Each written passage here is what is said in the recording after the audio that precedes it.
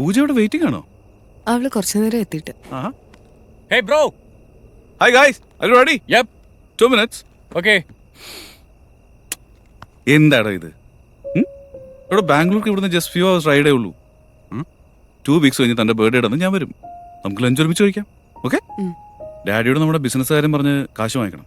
പിന്നെ most important thing നമ്മുടെ കാര്യത്തിലൊരു നെക്സ്റ്റ് സ്റ്റെപ്പ്, ഐ മീൻ എൻ്റെ ഫാമിലിയുടെ സൈഡിൽ നിന്നൊരു ജസ്റ്റ് ഒരു okay for a name check. ഇതെന്താ? പേരൻസിനാ. ആവോ. Hey Naresh. Let's move on. Okay പോവാം. വീണ്ടും വീണ്ടും കാണാനേ ഇങ്ങനെ ഇടയ്ക്കിടയ്ക്ക് പിരിയുന്നത് നല്ലതാ. പോയിക്കോട്ടെ. See you.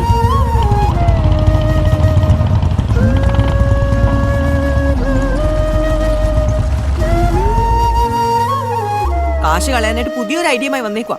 Food business. കുറെ നോളജ് ഉണ്ടല്ലോ ഫുഡിനെ കുറിച്ച്. എന്റെ കല്യാണത്തിനായി മാറ്റിവെച്ചേക്കുന്ന കാശിന് ഒരു 10 lakhs ഞാൻ ചോദിക്കുന്നുള്ളൂ. ഇനി നാ വിട്ടടിച്ച അട്ടിക്ക് ഞാൻ 10 ലക്ഷം. എന്താടി നിസ്സാര കാശാണോ?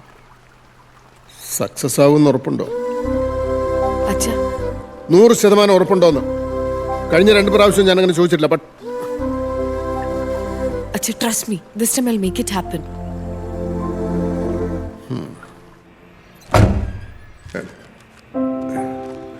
കുഴപ്പമില്ലല്ലേ? കുഴപ്പമുണ്ടെങ്കിൽ ഞാനിത് വേണു സാറിന് വിൽക്കൂ. എന്നാ സെയിലിട്ട് ഒപ്പിടാം. മുകളിലേക്ക് ഇരിക്കും. ആ പ്ലീസ് ഒപ്പിട്ടിട്ട് കേറിയിരുന്നോ? ഹലോ. ഹലോ. 3-4 ദിവസമായി കിട്ടുന്നേ ഇല്ലല്ലോ. നല്ല ബിസിയല്ലേ? No problem, I can understand.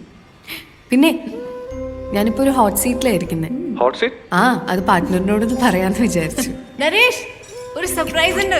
ചുമ്മാ പിങ്കി, താൻ എന്തൊക്കെയാ പറയുന്നത്? I didn't get you. എന്താ sound വല്ലാണ്ടിരിക്കുന്നേ? വീട്ടിലെന്തെങ്കിലും? Hey, nothing.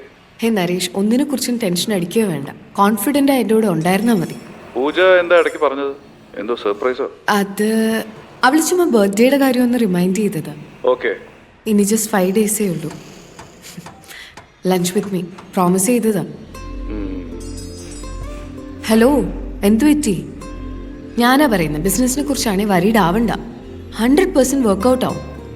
Okay? Double okay ഇല്ലേ? എന്ത് വർക്കൗട്ട് ആവാതിരിക്കാൻ? ആക്ച്വലി നിങ്ങളുടെ ബിസിനസ് പ്ലാൻ വളരെ യൂണീക്കാണ്. ഞാൻ പറഞ്ഞ ആലോചിക്കായിരുന്നു, ഈ ഫ്ലൈറ്റിലേക്ക് ഏറ്റവും എക്സ്പെൻസീവ് സീറ്റ്സിന് എഞ്ചിനീയർ ക്ലാസ്ന്നോ ഡോക്ടർ ക്ലാസ്ന്നോ ഒന്നും പറയാതെ ബിസിനസ് ക്ലാസ് എന്ന് പറയുന്നത് എന്തുകൊണ്ടാണ്? നിങ്ങൾ ബിസിനസ് അതിലെ കാശുള്ളൂ. എന്തെങ്കിലും ബിസിനസ് ചെയ്യാൻ ട്രൈ ചെയ്തിട്ടുണ്ടോ? ബിസിനസ് ആയിട്ടൊന്നും ചെയ്തിട്ടില്ല, പക്ഷെ കാശ് ഉണ്ടാക്കാൻ ഒരു ഗംഭീര പ്ലാൻ ട്രൈ ചെയ്തിട്ടുണ്ട്. എന്ത്?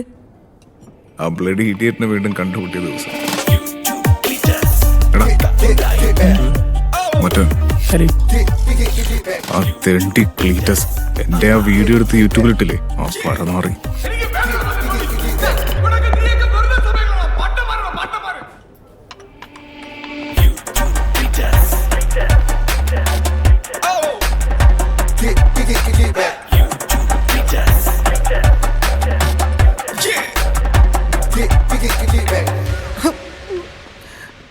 അടിക്കരുത് ദേവിതാമ്മയുടെ മുമ്പിൽ എന്നെ നാട്ടിക്കരുത് പ്ലീസ്.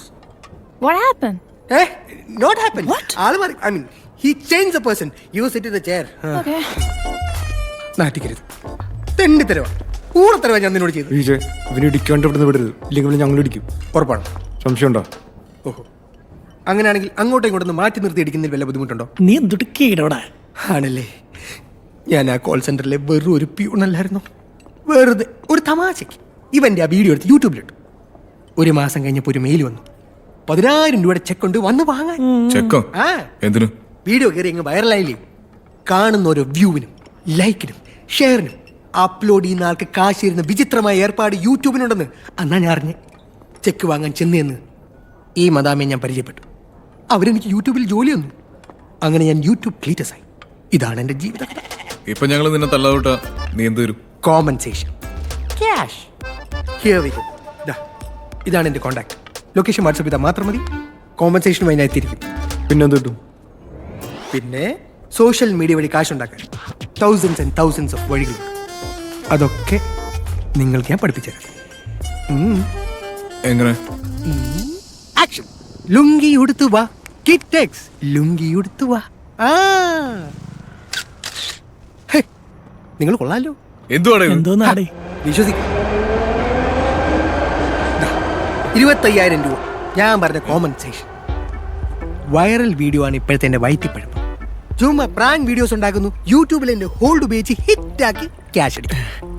ഇമാതിരി പൈസ കിട്ടാൻ പരിപാടിയാണ് ഞങ്ങളെ കൂടി പഠിപ്പിച്ച ക്ലീറ്റസേ. എടാ പ്രാങ്ക് വീഡിയോസ് പറഞ്ഞാൽ ഒരുമാതിരി ആളുകളെ പറ്റിച്ച് അലമ്പ് പരിപാടിയാണ്. പക്ഷെ ആൾക്കാരുടെ സഹകരണത്തോടെ ചെയ്ത അങ്ങനല്ല. കണ്ടു 80 ലക്ഷം വ്യൂസാ. നമുക്കിത് ചെയ്യാം. ഈ ക്ലീറ്റസ് ചിലപ്പോ ഒരു ദൈവത്തിന്റെ സ്വന്തം ക്ലീറ്റസ് ആണെങ്കിലോ ആവാം. കാശ് കിട്ടുമെങ്കിലും ഒന്നുമില്ല, നമ്മൾ ഈ പ്രാങ്ക് വീഡിയോ ചെയ്യുന്നു അല്ലെ? ചെയ്യുന്നു, ഉറപ്പായിട്ടും ചെയ്യും. എങ്കിൽ ഐശ്വര്യമായിട്ട് നമ്മളൊരു ബസ് സ്റ്റോപ്പിൽ തുടങ്ങുന്നു. അപ്പോ എല്ലാവർക്കും എല്ലാം മനസ്സിലായില്ല. 5 മിനിറ്റ് എല്ലാരും ഞാൻ കൊടുത്ത് അഭിനയിച്ച് തകർത്തന്നാ മതി. അവൻ ആള് പുലിയാണ്. അടിക്കണേന്റെ വക്ക് വരെ എല്ലാവർക്കും എത്താം. പക്ഷെ ദൈവത്തോർത്ത് ആരും അടിക്കരുത്. അടിച്ചാലാ അടിച്ചാ പരിപാടി വിജയിച്ചു. പക്ഷെ അടിക്കരുത്. ക്യാമറ അപ്പിട്ടുണ്ട് കണ്ടോ? ഫ്രണ്ട്സാ ഞാൻ പറയാതെ ആരും ക്യാമറയിലേക്ക് നോക്കാം. ബസ് വരുന്നതിന് മുമ്പ് പരിപാടി അവസാനിപ്പിച്ചോളണം കേട്ടോ. പിന്നെ ഏതിയല്ല ഒരു ഇന്റർനാഷണൽ ചാനൽ സിമ്പിൾ ആയിട്ട്. ശരി. ഇത് വേണ്ട, ഇത് വേണ്ട. അയ്യോ കണ്ടട വരില്ല. ഇത് ആൾക്കാരെ കണ്ടല്ലോ ഒരു രസത്തിന് ഭംഗി. നെയ്മറാക്കരുത്, നാച്ചുറൽ ആയിരിക്കണം. അപ്പൊ ഓൾ ദി ബെസ്റ്റ്. കത്തിച്ച് ചത്തോണം. ഉഷാറായിക്കോളൂ. ഒറിജിനൽ പെട്രോൾ ആണോ? പെട്രോൾ കാര്യം വെച്ച് കത്തിക്കോട്ടെ. കളർ കണ്ടിട്ടാ പച്ചവെള്ളം മറന്നു. എല്ലാം പറഞ്ഞ് സെറ്റ് ആക്കിയിട്ടുണ്ട്. ഇനി ഷൂട്ട് ചെയ്താൽ മാത്രം മതി. നിങ്ങളാരും അഭിനയം മറക്കരുതട്ടാ. ഭയങ്കര നാച്ചുറൽ ആയതുകൊണ്ട്. Beautiful frame. 2 ചേച്ചിമാര് വരുന്നുണ്ടോ?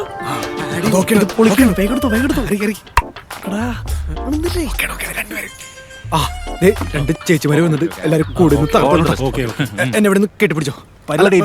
കത്തിക്കലേ കത്തിക്കലേ എന്ന് പറഞ്ഞോട്ടാ.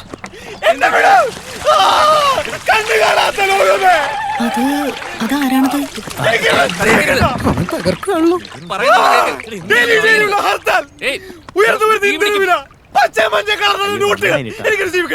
എന്താ നമ്പർ ഡയലോഗടാ. ഇതിൽ പെടും ഞാനായിരുന്നു. കത്തിക്കാനോ?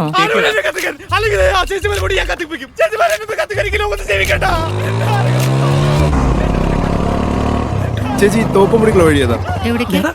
2 കിലോമീറ്റർ വേണം. ഇതേതാ സ്ക്രിപ്റ്റിലില്ലാത്ത രണ്ടുപേരും. ഇവിടെ ഏകദേശം എത്ര കിലോമീറ്റർ ആണ് ചേച്ചി?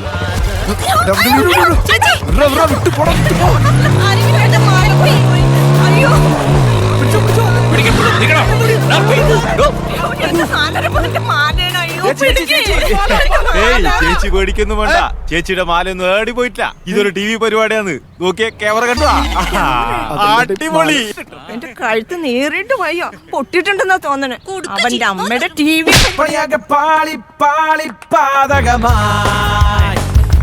എന്റെ മാല തടം. ഉജ്ജ്വലമായിരിക്കും. പണികളെല്ലാം വെറുങ്ങനെയായി, സ്വപ്നങ്ങളെല്ലാം പെരുവഴിയായി.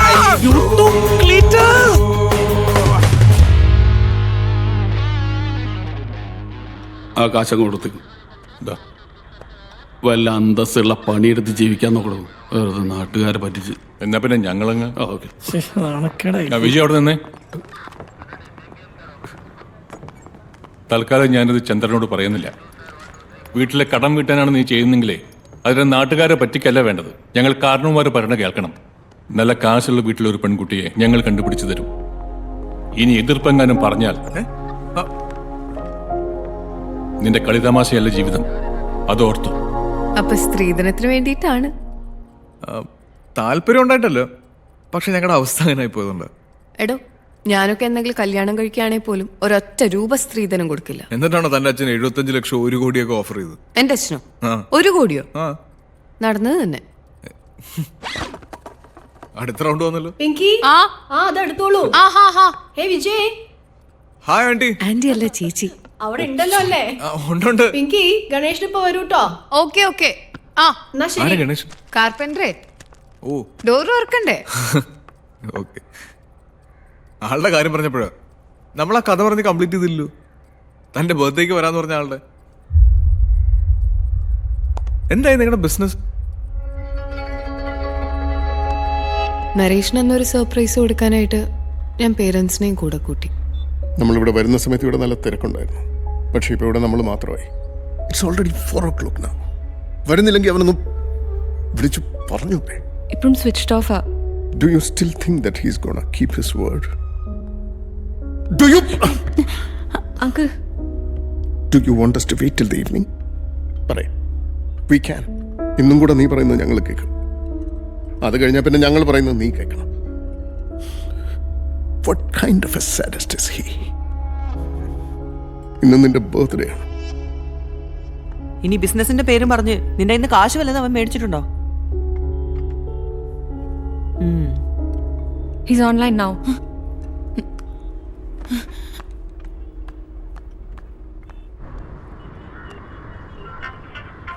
ನೀವು ಕರೆ ಮಾಡಿದ ಚಂದಾದಾರರು ಸ್ವಿಚ್ ಆಫ್ ಮಾಡಿದ್ದಾರೆ. ದಯವಿಟ್ಟು ಸ್ವಲ್ಪ ಸಮಯದ ನಂತರ ಪ್ರಯತ್ನಿಸಿ.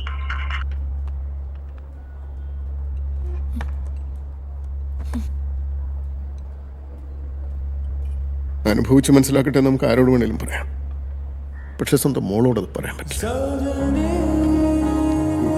ഒരു സെക്കൻഡ് നീ ഞങ്ങളുടെ പോയിന്റ് ഓഫ് വ്യൂ നിന്ന് ആലോചിച്ച് നോക്ക്. വേണോട്ട് കുറച്ചുകൂടെ സോഫ്റ്റ് ആവും. ഇങ്ങനെ തലേ കെട്ടി വെച്ചതുകൊണ്ടാ ഇവളുടെ കാര്യം ഇങ്ങനെയൊക്കെ ആവുന്നത്.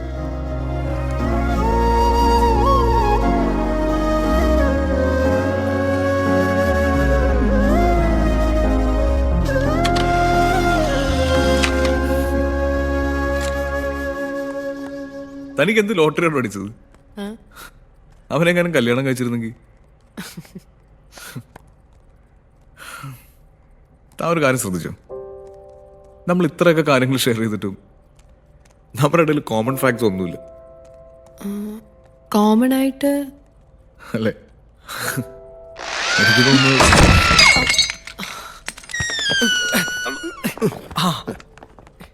സോറി സൂര്യ, അല്ല വിജയ് ഒന്ന് പേടിച്ചു അല്ലേ? ഇല്ലെങ്കിൽ ഞാൻ ഇറ്റ്സ് ഓക്കെ.